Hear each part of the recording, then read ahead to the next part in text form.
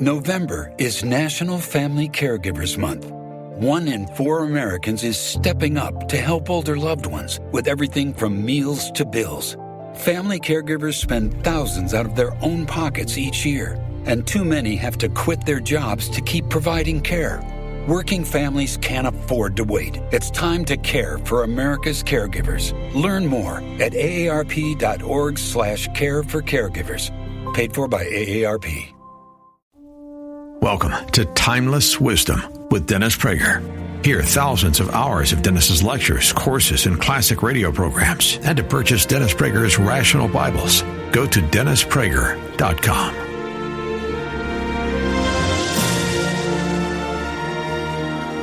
Tonight's topic, as I said on the radio, I have never spoken on. I wish to publicly acknowledge my dear friend in Omaha, Joel Alperson. It was his idea. He said, Dennis, you talk about courage on the radio so much, but you never have talked about how do you develop it. And I thought, he's right. I've never talked about that in my life. I didn't even systematically think about it, which I really feel embarrassed to say. So now I've thought about it, and here are the fruits of some of the thought on it. I always have the most notes for the first time I give a lecture, so bear with me because it's a very difficult thing, because there are people who are born with courage. Just as, by the way, I had this dilemma with happiness, not for me personally, but in conveying it, in that there are people who are born happy. Every one of you who has children knows that some come out of the womb, or as I put it, some come out of the womb, and if they could speak, they would say, oh, thank you for bringing me into this beautiful world. What a joy to be here. And others come out of the womb with their middle finger extended. And that is the laughter of recognition, I might add. So the same with courage. There are people who are born with courage. There are people who are born with violin ability. I mean, there's no denying that we are born with traits. But if we are only what we're born, we're nothing. We're automatons. So as I thought about this, I realized there must be a way. Just as there must be a way for unhappy people to become happier, there's got to be a way for people who don't have built-in courage to become more courageous. Because if there isn't, we're doomed. If all we are is living out the traits we're born with, then all education is useless. I don't mean education in biology or history. I mean, that's a separate thing. But all moral education is useless. All wisdom is useless. So, which doesn't make sense. People improve. People do. They work on themselves. So is there a way to work on oneself to become more courageous? And the reason it is so significant, which is why I raise the issue so often, is, as you probably have heard me say, there are very many kind people, and there are very many honest people, and loyal people, and people with integrity. But without courage, all the good traits don't add up to much. I'm sure there were, to use the most famous example of good and evil, certainly in, I guess, the most famous example with regard to Nazi Germany.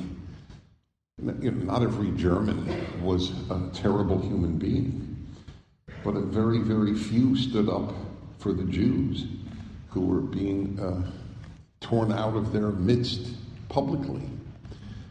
Because it takes courage to stand up like Dietrich Bonhoeffer did, the great Protestant minister who was executed by the Nazis at the end of the war. This was a rare example. People need courage or goodness doesn't prevail. So, let's make it clear. Goodness needs courage. And I'm talking about courage to do the right thing. I'm also not talking about a separate arena, physical courage, because a lot of bad people have physical courage, and a lot of good people. I mean, obviously, and by the way, it's great to have physical courage, and I will not offer myself as an example of such, by the way. It is an area where I would like to improve. I consider it a victory that I watch while the blood test takes place. So just want you to know that I consider a victory in the physical courage realm, that I don't really care about blood tests anymore. But, that's, by the way, the interesting thing is, just to use that example, whereas, every kid cares about a needle, you have to talk yourself into not being afraid of needles in the doctor's office. That is my belief about courage. You talk yourself into it. I will get to that in a moment, but that is my deepest belief about everything. The only power to influence people that I have is through the mind. I appeal overwhelmingly to people's minds. I have deep passions, but my appeal is a mind-based appeal. And remember, I quote Lincoln all the time on happiness. We are as happy as we decide to be.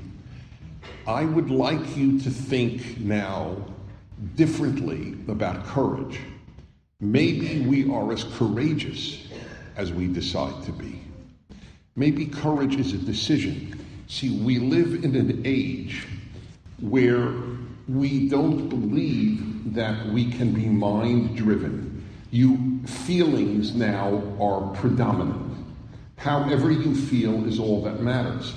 So if you don't feel courageous, well then, you're not courageous. If you don't feel happy, you're not happy.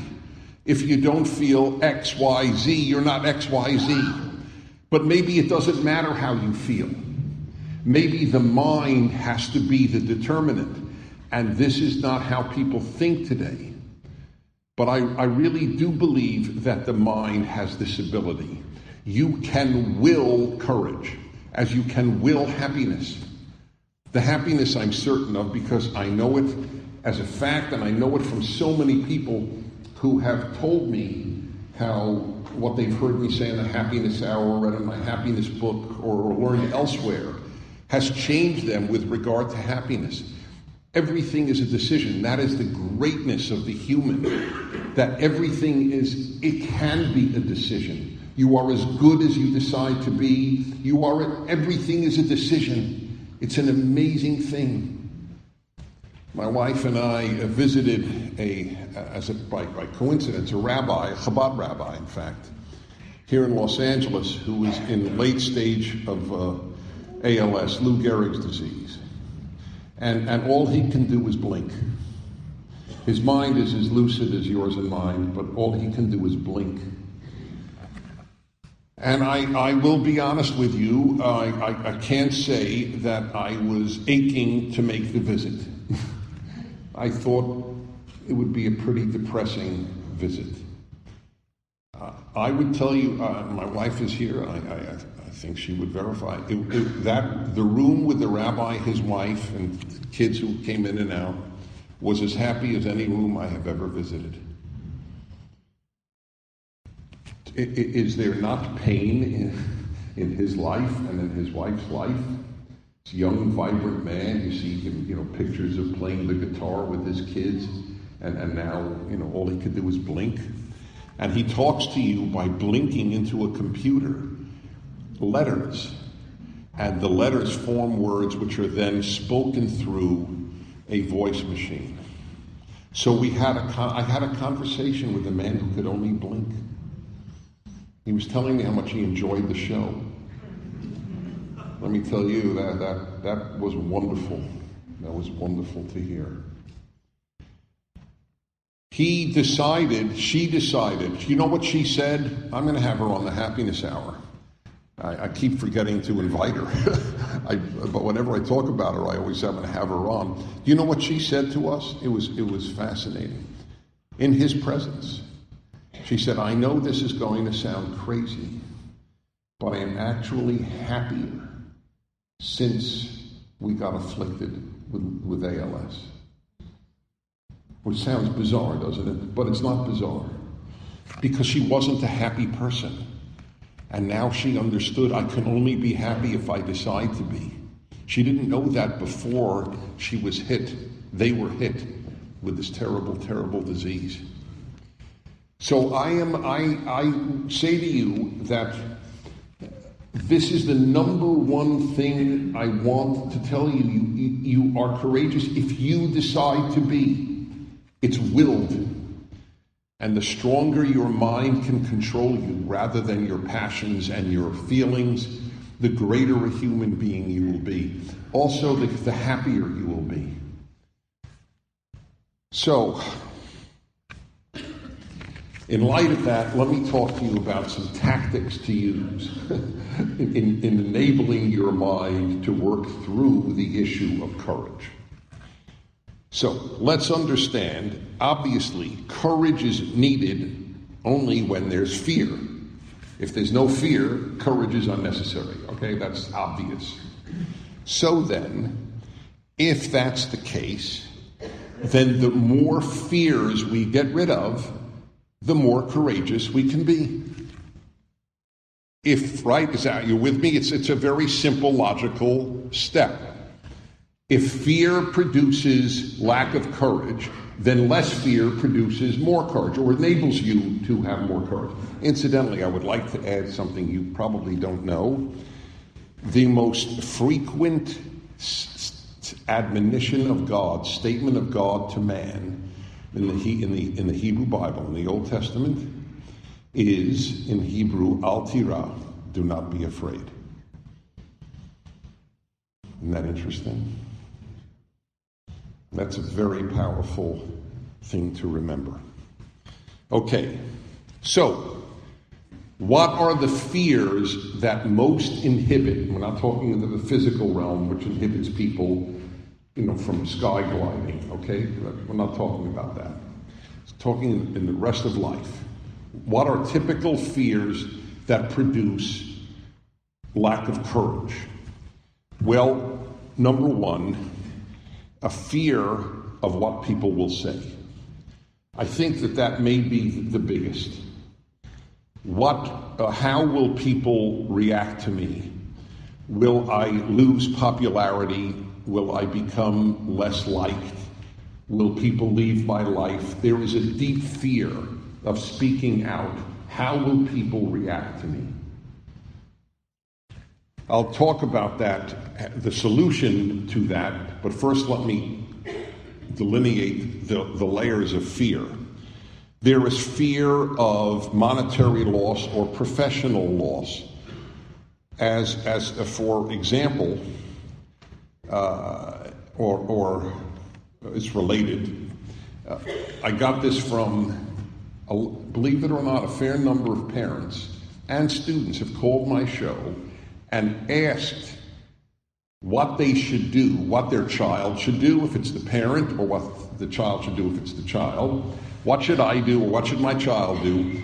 If my child writes a conservative paper, the liberal professor will probably penalize him or her in the grades, and they want to get in, if it's high school, they want to get into a prestigious college. If it's college, they want to graduate high, or they want to get into a prestigious graduate school.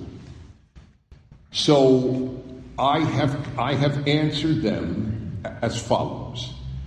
If you start compromising for grades in college, when will you not compromise later in life? That is my simple answer. See, let's understand the price you are paying for your lack of courage may be greater than the price you would pay for courage. This is what you have to understand. What is the price payable if a kid really is penalized by a professor for writing things the professor utterly dislikes? So a poorer grade, they don't graduate to get and they don't get into the school they want, graduate or undergraduate. So which is the greater price in the long run of life? Compromising with what you believe or not getting into the most prestigious school? To me, it's a joke. To me, there's no comparison. I am going to compromise my values in order to get into Berkeley, Yale, whatever it is. You've got to be joking. That's what matters in the end. Aside from everything else, it's ludicrous. It is so wildly overrated how important that is. Do you know, you will find this fascinating. I find this fascinating. I've been broadcasting 33 years. I have been asked on the radio and in email everything about my life, my wife, my birth, you name it. You hear it on the radio. People ask me, do you know what I've never been asked? What college did you go to? Isn't that mind-blowing? I am talking 3 hours a day, giving my opinion to shape people's minds, and it has never occurred to them to ask, what college did I go to? Now, why would that be? You would think that's the first. Who the hell is he to tell me about X, Y, or Z? What college did he go to? It never occurs to anybody. If I never went to college, they wouldn't know. I wasn't that lucky, but I did go to college. Isn't that interesting? It's so wildly overrated. But even if it were as important as people think it is, and yes, I acknowledge I live on Earth. I understand that if a law firm is looking to hire young lawyers and it's a prestigious and wealthy law firm, they'll sooner take a Harvard Law School graduate than a law school in and that is just a state school, let's say, in some lesser known state. I acknowledge that. So fine. So it'll take you longer to make the same amount of money, but you will have kept your soul and your essence intact by saying what you believe. Now, you have to learn to say it, and you shouldn't say it in a way that is gratuitously offensive, but you say it. That's my answer there's it's a wonderful example. So you have the fear, I will be penalized for my opinion. So I don't have the courage, therefore, to say what my opinion is. Answer, face the consequences on each side squarely in the face.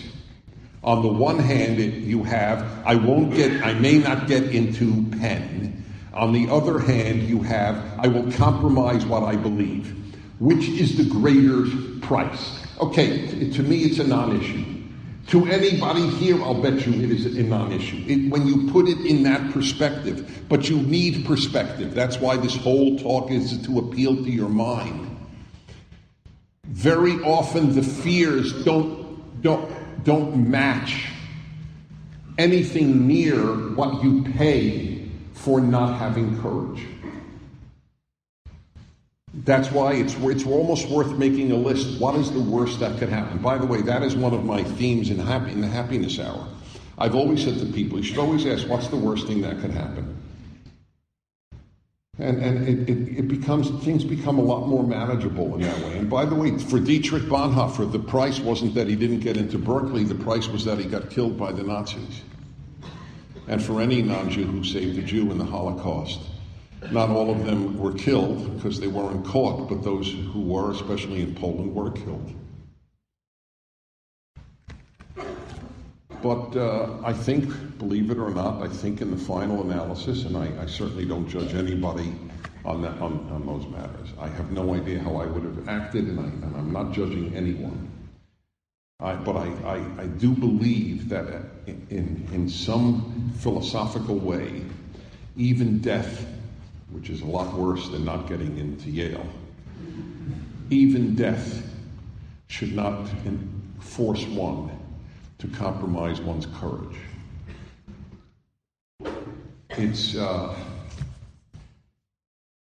That's truly a matter for each person to work through, but the vast majority of cases of courage demanded in America have nothing to do with death. You're not going to lose your life. You may lose your popularity. You may lose some friends, but if your friends are your friends because you have to hide who you are, they're not your friends. They're your shell, the friends of your shell, not the friends of you. I fully understand not confronting children, parents, and brothers and sisters with political views so as to keep family life loving, and spouse too. I fully understand that because I am a big believer in peace in the house. But with friends, relatives you're given, friends you choose. If you have to hide who you are from friends, they're not your friends. It's definitional. That's the whole point of a friend, is that you can say what you believe. So to get rid of fears, you have to first acknowledge what the fear is. Fear of what people will say, fear of monetary loss, fear of professional loss. These are the fears that people have that inhibit their courage. It's not worth it.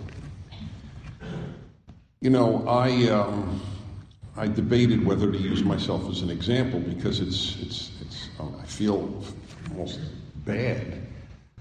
I'm no paragon of courage. But the only life I know as well as mine is me. So I have to give you examples from my life, not because I'm a paragon of courage, but to give you examples where I have confronted this issue. So I will tell you, I paid a very steep price for being outspoken as a conservative. Because my life was until the age of,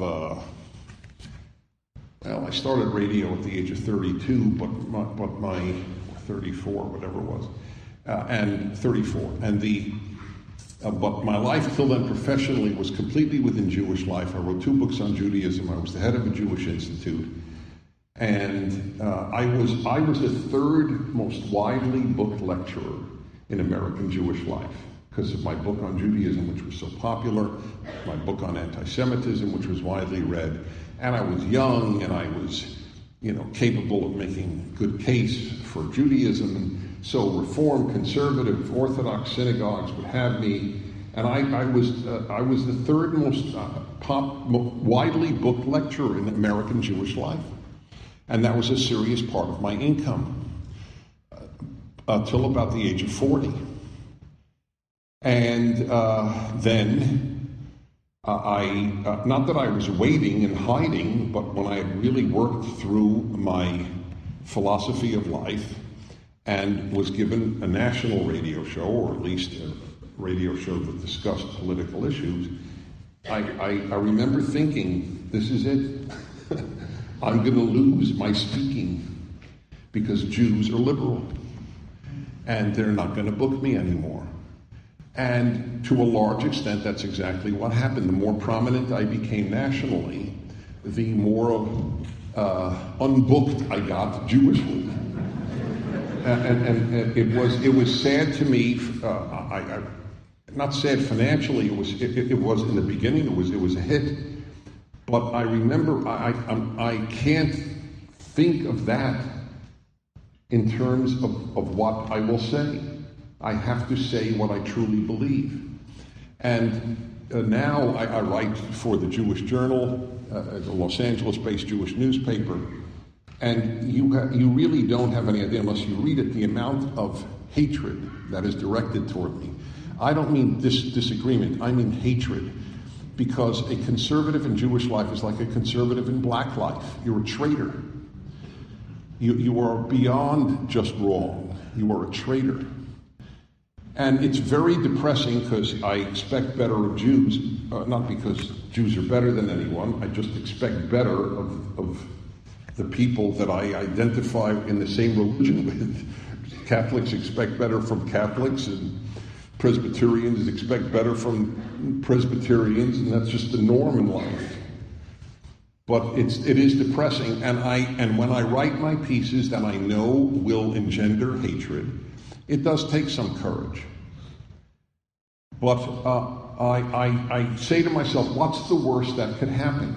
And the answer is, I'll get hated. Okay, that's the worst that could happen.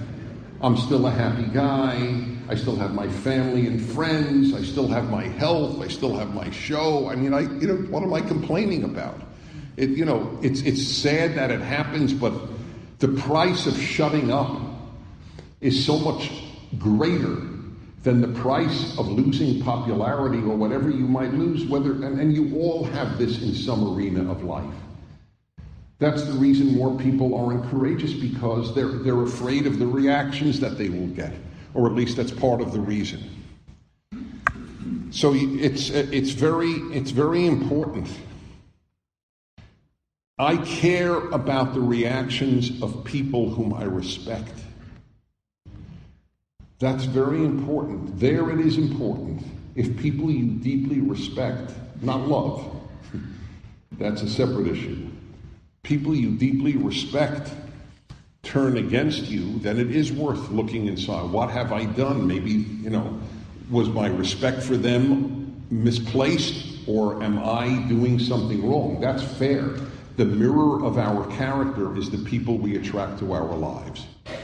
The mirror of our mind is our writing. The mirror of our body is a physical mirror. The mirror of our character are the people we attract to us. So that's an important thing. But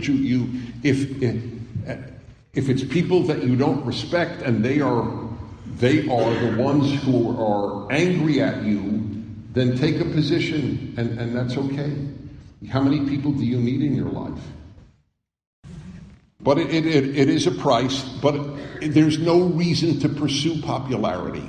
Popularity is not a wonderful aim. It doesn't mean a thing. Remember in high school who the kids who were most popular? Were they the finest kids in the class? Very rarely. I'll never forget, it was one of the great revelatory moments of my life as a male, when the jerks got the gorgeous girls. I didn't understand. Where was God? I didn't understand. It was a philosophical, theological quandary to me. This putz is getting the cheerleader. I can't believe it. Is she an idiot? The answer is yes. Someone. That's right, because he's a jerk. But every guy, every decent guy, basically goes through this. I didn't have the lines to talk them up, or as they in English say, to chat them up. My opening lines were pathetic. In my 20s, a girl goes, "Oh, and what do you do?" "Oh, I lecture on ethical monotheism." God, is that sexy? Oh, wow. I don't remember one girl who thought, "Wow, that's wonderful. Tell me more about it." So, this is the way of life. The kids, you don't pursue popularity. Now, don't pursue gratuitous hatred. That's not good either. But popularity as an end is a terrible thing. The people who want to see their names up on marquees, they lead a miserable life. Remember I have a great saying. It's based on something I once heard from Bill Bennett, but I've modified it, but I want to give him credit. But this is very important saying. The famous are rarely significant, and the significant are rarely famous. If you remember that, and that's a question you should teach your kids. Do you want to be significant or do you want to be famous? Kids tell me they want to be famous. There's a big thing. So, you know what I always ask them? I mean, we're talking about 7th graders, 5th graders. What do you want to be? Famous. So, you know what my immediate response is? Famous for what? And they say, it doesn't matter. So I say, if you're famous for the number of hot dogs eaten, that's great. They'll be in the Guinness Book of Records. That's fine. It's not even it's the last thing. I want to be famous for curing cancer. It doesn't occur to them. So the popularity thing is not an end worth compromising your courage for. That's my point here. Popularity is not, to say the least, a moral value. And as I said, ask yourself, what is the worst thing that can happen? If I do take a stand, if I am courageous, what's the worst thing that can happen? And then at least confront it. And it may be, you may then conclude the price is not worth it. I'm not here to judge you at all. I'm just here for you to say you have to ask yourself that question. Because if it's really, do I stand up for what I believe? Or do I stand up for another person who is being hurt? Or if I don't do so at the price of my, that's the famous Mephistopheles issue, Dr. Faustus, who sold his soul to the devil. That's the whole analogy. And then number 3, be honest with yourself. What am I doing or not doing because of fear? It's really worth asking and even writing down. What am I doing or not doing because of fear? After all, fear obviously is the mother of lack of courage. So we have to work through the issue of getting rid of the things that we are compromising our courage for. Next is, how do you do this? That's the methodology. Here is a how. In addition to asking yourself, is it worth the compromise on courage? Here's another thing to remember. You have to fear something else more than what you fear that is inhibiting your courage. The most obvious example is God. Why are we told to fear God? By the way, it's amazing to me that the age in which we live, do you know how many modern translations say revere God and not fear God? The Hebrew is clear. It has an element of reverence, but it's not fear. There are 2 words in Hebrew for fear. One is pachad and one is yirah. And the pachad is where you're just quaking with fear. That's scared. One is like scared and one is fear. Yes, there should be a fear. And let me tell you, because there's another fear that it's worth having. Fear of parents. You're told to fear God and told to fear parents, and it's the exact same verb in the Hebrew, by the way. The exact same verb. When the midwives did not kill the Hebrew boys that were born, when Pharaoh said, kill all newborn boy babies, the midwives, it said, Vatir'ena hamiyaldot et Elohim, that the midwives feared God. If it doesn't mean revered God. They feared God because they feared Pharaoh too, but they feared God more than Pharaoh. That's the beauty of fear of God. If you fear God, and you really do, then you will do the right thing. I'm talking about the God of the 10 Commandments, the God of the Bible, not some newfangled God, but that God. If you fear God, that's huge. I can't tell you how huge it is. I really believe, though, that most people who say they believe in God don't really believe in God in the sense that I understand, and I think the Bible understands believe in God. Because the obvious thing is, oh, really? Then why do you compromise so often on things that you know that God wouldn't look positively on? I don't know how Christians went along with Hitler. I don't know. And by the way, Europe has paid a terrible price, because I am totally convinced that the decline of Christianity in Europe is related to the lack of Christian opposition to Hitler. We paid a terrible price.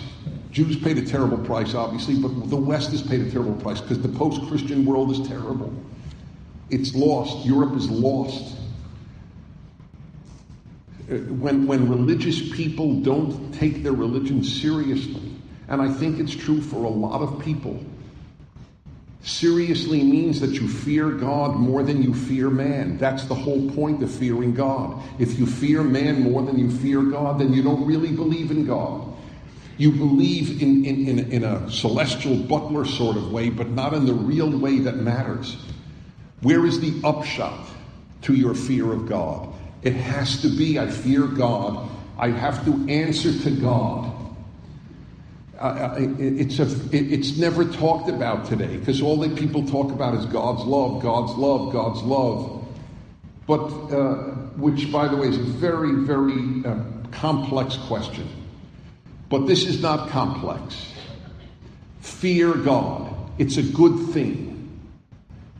It's a good thing to fear parents. Do you know, when I ask teenagers or young people post-teenager, why did you never take drugs? Do you know the most common answer I get? Because my mother would have killed me. That's a great answer. That's the right answer. Ta-da! You win. That's correct. What other answer are they going to give? Because I read books on the effects of heroin? I mean, give me a break. You don't do it because you're afraid your mother will kill you. That's exactly right.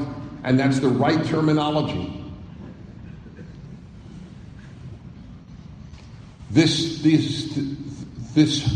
notion of fear is unbelievably important and almost never discussed in religious circles, because it's so counter to our lovey-dovey way of approaching God, which has no moral uplift. It has no, it's generally, it feels good, but it doesn't do much good.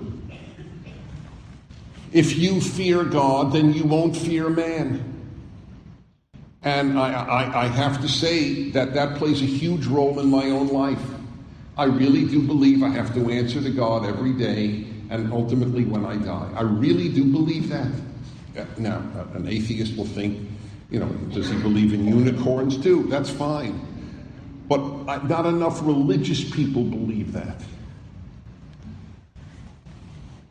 we have to answer to. I first realized this when I was a bachelor in my 20s. I didn't marry first till I was 32, and I interviewed, not on radio, I didn't have a radio show, but I interview people having nothing to do with radio. I interview people on the elevator.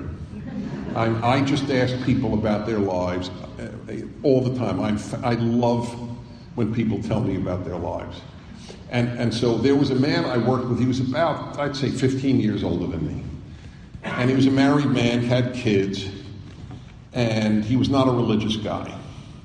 So in a private conversation once, I said, Bob, I said, obviously you don't have to answer my question, but I'll never speak a word of this or hint a word. Have you always been faithful to your wife? And he said as follows. He said, Dennis, this is going to interest you. I'm not a religious guy. And he was a Jewish guy, but he's not religious. He was ethnically Jewish, but didn't mean anything. He was an ex-Marine. He was essentially assimilated guy. And he said, Dennis, this is going to interest you and even perplex you, but believe it or not, I have never been unfaithful. And believe me, I've had a lot of opportunities, which I totally believe. He's a good-looking guy, he's an intelligent guy, successful, traveled. So he said, but what you won't believe is the reason I haven't. So I'm sitting there, bated breath, and he goes, because, believe it or not, I think God's going to punish me if I do. And he was like embarrassed to admit it because he was completely irreligious, but he knew it was one of the 10 commandments, do not commit adultery. So that was it. And I obviously remember it all these years later because it made such an impact on me. These things matter. If you think you have to answer to a God who has a series of rules to which you answer, that's very inducing of both good behavior and courageous behavior. So this if the only way, or one of the only ways to get rid of the fears that inhibit your courage is to have bigger fears than the ones that inhibit your courage. You need fears that give you courage. Fear of God gives you courage. Fear of man makes you cowardly. That's the way it works. It's a big deal, and again, it's just not addressed. Fear of parents, similarly. And it's honor your parents is in the Ten Commandments. Parents is a very big deal. Parents are like God's representatives on earth. You have a father in heaven and you have a father on earth. Ideally. And by the way, the kids who don't have a father on earth, if they have a father in heaven, it can compensate tremendously. You all know, I assume the biggest single problem where there is an immense amount of crime in the inner cities of the United States is the lack of fathers. But it's a double whammy because they also don't have a father in heaven. The kids without a father on earth who have a father in heaven have a real good chance at a stable life. But if you don't have either, it's a double whammy. And if you have both, it's just the best. It's just terrific. And there's another fear that I would advocate that can overcome the fear that makes you less courageous. And that is fear of facing yourself in the mirror. That's a good one. Because when people who saved Jews in the Holocaust were asked, why did you do it? It's amazing how not one of them thought they were heroic.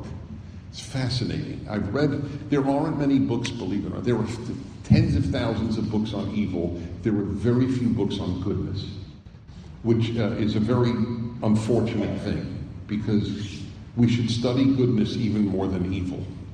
Because the question is, how do you make good people, not how do you make evil people? But they would be asked this, and they would just say all sorts of things. Some did it obviously for the religious reasons I just mentioned, and others would just say, because I couldn't live with myself if I didn't. So in other words, the fear of not being able to live with themselves was greater than the fear of being caught by the Nazis. See, there were good fears to have, and there were bad fears to have. And the good fears can conquer the bad fears. And that's how you can develop courage. And these are things that can truly be done. It's just the most important thing with this. I will wrap up because I not only spoke for a while, but I also want to have a lot of time for you to ask questions. And if it's the first time I have talked about it, I'm sure it's the first time you've heard about it in most cases. So if there aren't a ton of questions on it, I understand that, because you have to assimilate it. It's a lot to assimilate. And I hope that I have recorded the talk, and you can then get it from my website, because it's a very important thing, and it's good for your children to hear. But if there was one thing that has to be the overriding message, it is that you can be courageous. It's not a matter of you weren't born courageous. Very few people are born courageous. They're very, very rare. There are probably more people who were born with great musical ability than there are people born with courage. Courage, for most people, is fought for. And you just have to overcome it. I know I developed an interesting attitude, which also may help you. I get very often people like you, obviously, who are, I think for the most part, positively predisposed to me. I will get very loving comments from people. And some people meet me, my wife hears this all the time, when we're walking somewhere, and somebody comes over, and, Dennis is, I just want to say I love you, but you always hear that. So they often add that, but you always hear that. And so I always tell them, well, not really. If you just put in Google Dennis Prager, and please forgive me, Rabbi, asshole, you will get tens of thousands of hits. So it's just not true that all I hear is, I love him. This is what I, very early in life, developed, and I commend it to your attention because it's very powerful. It's a very effective thing. It's worked on me. And that is, this is the way I put it. I do not, people ask me, how come all these attacks don't hurt me? They think I have, so there's this, like, this Teflon back that just things bounce off. But, I'm a human. Reading how evil I am is not pleasant. But it doesn't particularly make me lose sleep. That is true. But there is a reason, and this is the reason. I adopted this very early in my public life. I do not let the insults go to my heart, because I do not let the compliments go to my head. And that is, you can't have one without the other. If the compliments give you a swelled head, then the insults will give you a heart attack. And you have to take all in stride. So it's all mind-based. You really are, we really are, your kids really are as courageous as they decide to be. And with this listing of things, I really do believe that a serious percentage of people can develop the single most important trait to making a better world: courage. Thank you very much. Thank you. Thank you. Thank you.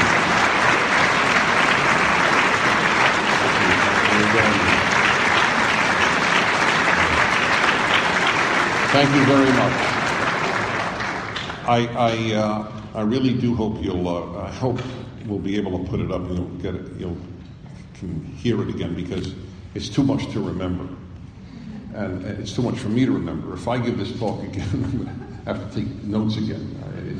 Until I can finally memorize these things. But they're a big deal, and it makes you in the best sense feel better about yourself. This self-esteem movement has been a fraud. It's a terrible fraud. Kids need self-control, not self-esteem. But in the deepest, best sense of the word, not in an arrogant way, not in an adulatory way. Listen, if Dietrich Bonhoeffer did not go to his execution feeling some degree of pride in what he had made himself as a human, then there's something wrong in life. He should. If he's thinking clearly, he should. I want people who do good and courageous things to think well of what they have done. In the meantime, you know who thinks well about themselves? Murderers. Roy Baumeister, one of the leading criminologists in America, I've had on my show. He's written many books. I've had him on my show a number of times. And the guy blew my mind when he told me, Dennis, you know who had the highest self-image, greatest self-image in America? Murderers. He lives with them. You have to think you're the center of the universe to be able to take an innocent person's life. I am awesome, you are nothing, right? You couldn't do it because you know that that person is as valuable as you are. They don't think that way. Isn't that amazing? It's hard for you and me to imagine. You don't think that way? That's right. Let me leave you with just a wish for you, that you fight. America is worth fighting for. The Judaism and Christianity are worth fighting for. The religious bases of our country are worth fighting for. And, I was going to say this in the middle of my speech, and I thought maybe it's too dark. So I shouldn't end with so dark, but it's real. Here's the news. It's like I used to say to people, I said this many years ago, I'll never forget. I just read a medical article on the internet, and, it wouldn't have been the internet then, but just read a medical article, and they concluded that no matter how much you jog, you will still die. I haven't said that in so many years on the radio, I don't know why. I still don't jog, so I should say it. But anyway, we are going to die anyway. So the question is not, did you die? The question will be, did you live? And I want to be proud of the guy who's leaving the world, and I want those who knew me to be proud of that. So I never bought playing it safe as a good way to live life. It's like I tell people, I don't want on my tombstone. What is it? He was. He lived a pain-free life. The purpose of life is not to avoid pain. It's not to seek pain either, but it's not to avoid pain. But if you start fighting, it's very powerful. And you know what? There is a great bonus to it. You meet the best people, and that's worth everything. Thank you so much for coming. Thank you all. Thank you, everybody. I have books I'll be signing out there. I'll be signing books. This has been Timeless Wisdom with Dennis Prager. Visit DennisPrager.com for thousands of hours of Dennis's lectures, courses, and classic radio programs, and to purchase Dennis Prager's Rational Bibles.